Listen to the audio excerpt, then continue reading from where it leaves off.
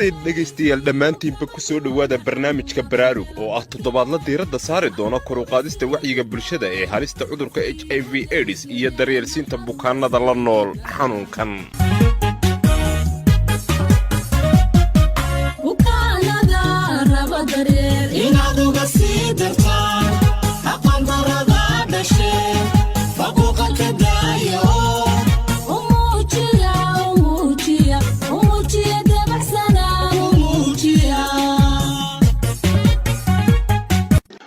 HIV/AIDS waxaa loo aqoonsaday inuu yahay cudurka koowaad ee sababa dhimashada carruurta Afrika. Sidoo kale waa cudurka labaad ee sababa dhimashada carruurta adduunka. Wadamada saxaraha Afrika ka hooseeya waxa ay noqdeen meelaha ugu badan ee xanuunkani saameeyay. Sidaa darteed, saamaynta HIV/AIDS waa mid ballaaran oo mar walba dunidu isku guubaabiso wax ka qabashadeeda. Siday sheegayso qiyaas ay samaysay hay'adda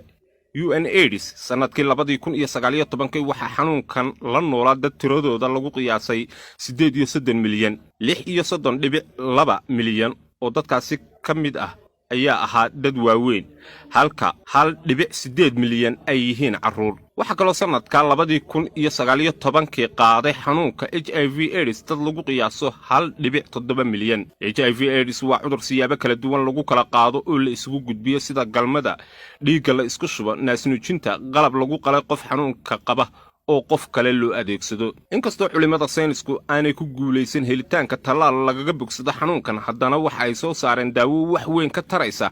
inaanu isdhimin awoodda difaaca ee bukaanka la nool cudurkan, maadaama la isku waafaqsan yahay inuu fayras dhaliyaha xanuunkani uu weeraro unugyada difaaca ee jidhka.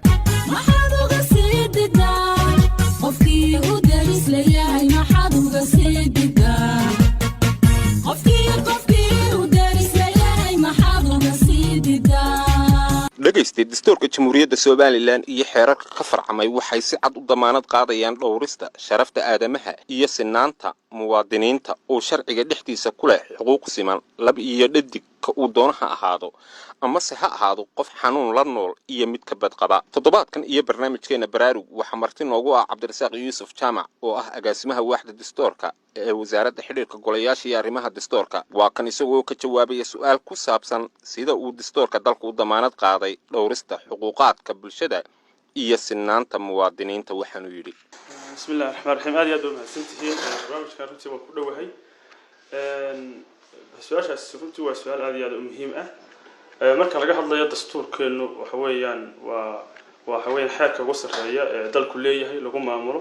taasoo damaanad qaada xuquuqda ay muwaadiniintu ay dalka ku leeyihiin iyo taageerada lagu leeyahay. marka iyadoo ay tahay jirto dastuurkeenu si guud muwaadiniinta wuxuu u ballan qaaday ama ugu qoran yahay inay u sameeyeen ay leeyihiin xuquuq iyo waxa weeyaan waajibaad siman xagga dastuurka. marka la eego qodobka 8aad dastuurka gebigiisa magac waxa la yiraahdaa qodobka sinaanta muwaadiniinta. qodobkaas wuxuu ka hadlaa in muwaadiniinta Soomaaliland iyadan loo kala eegayn lab iyo dhadig, waxa weeyaan midabka, qabiilka, wax allaale waxaan loo kala eegan iyagoo aanay jirin inay sharciga hortiisa ku leeyihiin xuquuq iyo waajibaad siman. marka waxaan ka arkaynaa in muwaadiniintu marka koobaad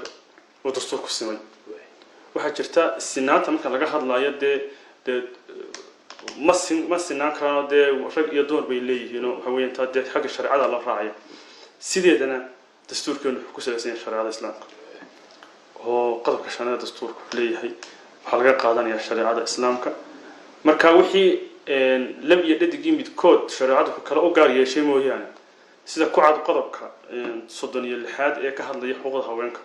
marka xuquuqda haweenka ka hadlaya wuxuu ka hadlayaa inay deegaanka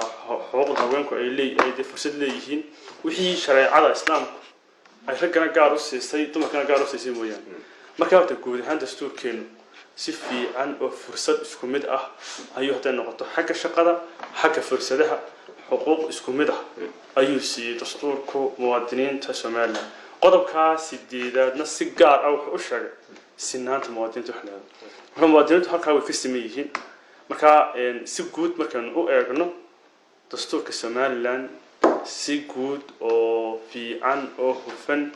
oo ah maxay ahaydey in ay fursadda iyo shaqada loo simeeyaa iyo sharciga ay hortiisa u simeeyeen ay u damaanad qaaday dastuurka Soomaaliland ee muwaadiniinta Soomaaliland. marka waxaan oran karnaa dastuurkeenu si guud waxay u jaamiyaan si gaar ah oo ayadana laga hadlayo oo maxay ahayd muwaadiniinta iyo waajibaadku ay leeyihiin iyo xuquuqaha kale ay leeyihiin oo ka hadlay laakiin markaan ka hadlayno xagga sinaanta muwaadiniintu sharciga hortiisa way u siman yihiin muwaadiniintu marka taasi wata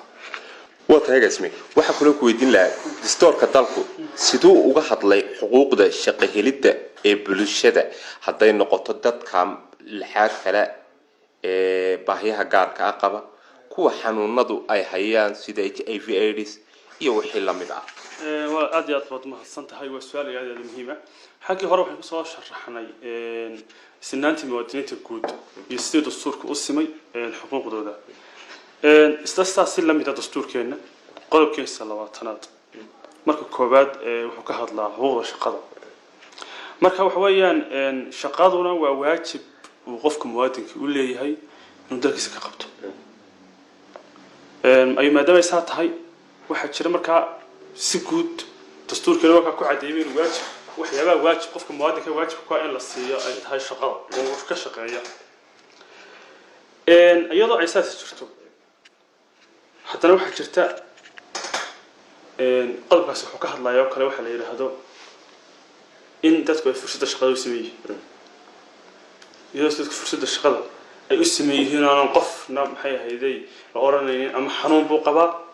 أما وحويا إلا ذاك قلبه ليه هاي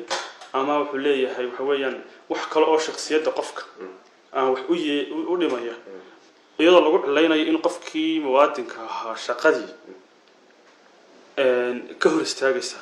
أما أودي سينقف كاس الشقة وقبان واحد تصنيف الدستور هو عادي ولو حليه هي أو هو عند الدولة أي واجب أي كسرين عشان تسليم قرن ساي أهور مر الواحد تاسم كايسات هاي أو أي هكا مر يسوى الدستور ساق واحد لي واحد جرتا دستور كحكا فرعمي حر شغال هو على بقى وشقالة دولة أو شقالة دولة شقية سيدة يشقالة أو شقية هاي هذي قهر أو بدتك بقى زبرفتك أو شقية شقالة وحي وشقيني دولة وحضرها على حركة شقالة دولة حركة شقالة لفتيس وحقعد قفوا شقالة سوق هلي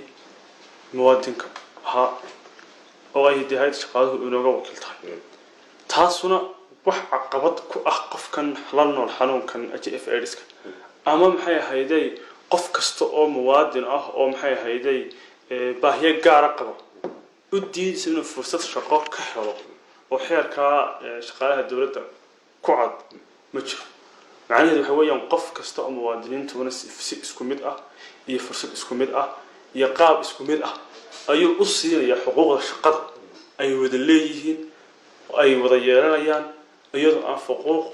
iyo wax leeyahay maxay hayday kala socod jirin taamacadu waxa weeyaan dastuurkiina waxa weeyaan mudiidin xeerarka ka farcamayay ee xeerka shaqada dawladda ka mudiidin aynu nimaadna shaqaalaha xagga kale maxay hayday ee bafka bareefadka xeerka shaqaalaha heerka jira xeerkaas oo dastuurka ka farcamay xeerka kale dastuurka ka farcamay asalkiina dastuurkii baa xeerka kale shaqaalaha maxay hayday reedkuna asaguna ma cad ma sheegayo mana qorayo wax ma garanaysayo qofka lana xanuunka iyo cid kale xanuunka la walba u diidaya in maxay hayday oo shaqada fursada shaqada oo waayo macnaheedu waxa weeye la sameeyay muwaadiniinta kale ee caadiga ah ayay waxay leeyihiin opportunity-giina way wada helayaan fursadii shaqadana way wada helayaan marka macnaheedu waxa weeyaan wax diidaya dalkeena iyo xeerarkeena iyo dastuurkeena oo dalka xeerka ugu sareeya iyo xeerka farcamay wax diidaya maxay heeday dadkaasi in maxay heeday xarunada nool in ay shaqada maxay heeday aynay waayeen ama shaqada caqabad ku ah ama shaqada ay ka joogsanayaan ma jirto marka waxaan oran karnaa si guud inagoo dastuurka eegayna xeerarka ka farcamay eegayna in ay muwaadiniinta ula siman yihiin fursad kasto oo muwaadinku ka qaban karo تدكيس يدركيس واتاي waxa kulun ku weydiin lahaa Cabdirasaq faquuqa ama takoorku dastuurku ka hadlaya absolutely ha wali wuxuu leeyahay markaan ka hadlayno dawladdu waxa weeyaan aad bay ugu dadaalaysaa in ay maxay hayday takoorka ku salaysan waxyaabaha ku salaysan takoorka iyo kala sarreynta waa waajibaad qaran si cad kama daadka aad ka hadlashay takoorka si cad buu dastuurka uga hadlaya wuxuu leeyahay waxyaabaha ku salaysan faquuqa iyo kala sarreynta waxa weeyaan waa waajib qaran oo laga wada shaqeynayo macnaheedu waxa weeyaan si loo dagaalami lahaa taas waxa weeyaan dee waa fursad runtii aad u ballaaran oo ah maxay ahayd inuu dastuurkiisa weli wuxuu waajib qaran arrinta la dagaalamo oo xeer laga soo saaro oo xeerarka jira ee maxay ahayd lagu dhaqmo marka waxay ku tilmaamaysaa in aanay jirin wax la yiraahdo faquuq sharcigeena meel ka soo galin walibana cidii ku dhacdana ay ciqaabteeda la kulmi doonto sharci ee marka leeg hadba inta uu geystay ama meesha qof shaqo wax lagu diiday ha noqoto ama qof sidiisa u diiday ha noqoto in maxay ahayd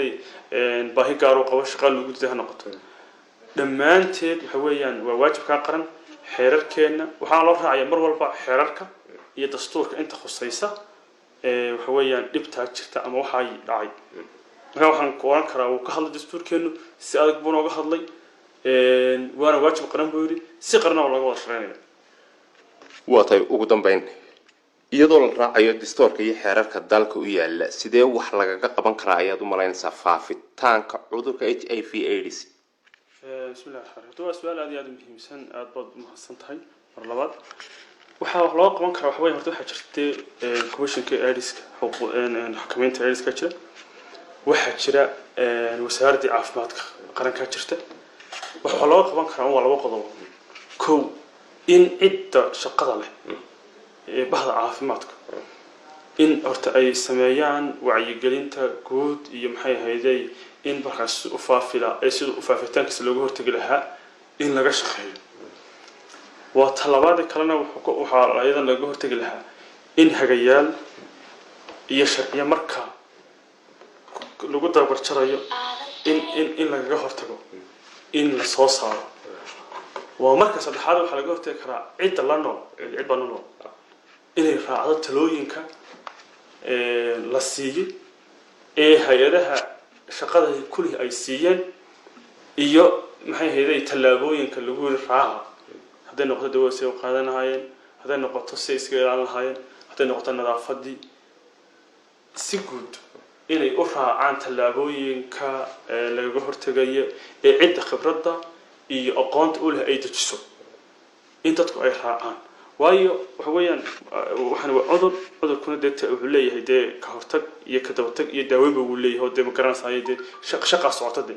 marka shaqada marba halku marayo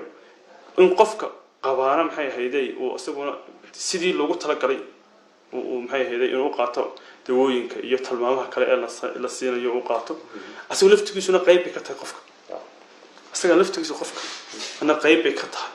ee xakameyntiisa iyo joogitaankiisa marka in dhamaantood lagu baraarugsanaado oo talaabooyinka la raaco qofka laftigiisu maxay ahaydey asagoo qayb ka qaato talaabooyinka bahda caafimaadka sida commissionka maxay ahaydey xakameynta AIDS-ka qaranka wasaaradda maxay caafimaadka dhamaantood in ay talaabooyinka ku habboon marba qaadaan in la raaco ayaa laga hortagi karaa waatay aad iyo aad ayaad mahadsantahay kaasi waxa uu ahaa cabdirasaaq yuusuf jaamac agaasimaha waaxda dastuurka ee wasaaradda xiriirka golayaasha iyo arrimaha dastuurka oo xog waranka siinaya barnaamijka baraarug qof walba isdhowro xidhis wuxuu ku iman karo aduga digtoono iska jira HIV dhegaystayaal haddii aad rabto inaad falcelin su'aal ama xog intaa dhaafisan aad hesho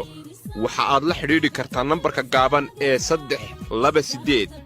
oo si lacag la'aan ah aad ugala xidhiidhi karto dhammaanba shirkadaha isgaadhsiinta ee dalka barnaamijka baraarug toddobaadkan intaasi ayaannu ku soo gebagabaynaynaa waxaa soo saaridda barnaamijkan iska kaashaday komishanka heer qaran ee xakamaynta AIDS-ka iyo idaacadda raadiyo hargeysa dib intaynu hawada ugu kulmi doonno waa yuusuf maxamed oo idin leh ammaano allah iyo ismaqal dambo xiise leh